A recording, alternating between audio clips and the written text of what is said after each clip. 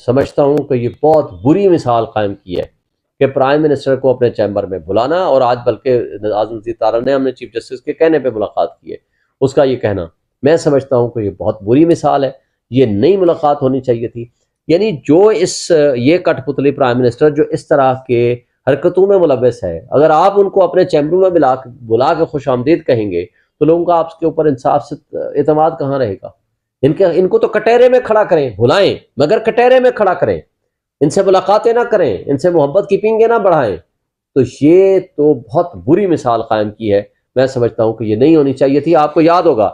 ایک دفعہ ثاقب نثار نے اس وقت کے باجوہ صاحب سے، چیف آف آرمی صاحب سے ملاقات کی تھی، جس کی میں نے شدید الفاظ میں مذمت کی تھی، میرا انٹرویو موجود ہے کئی،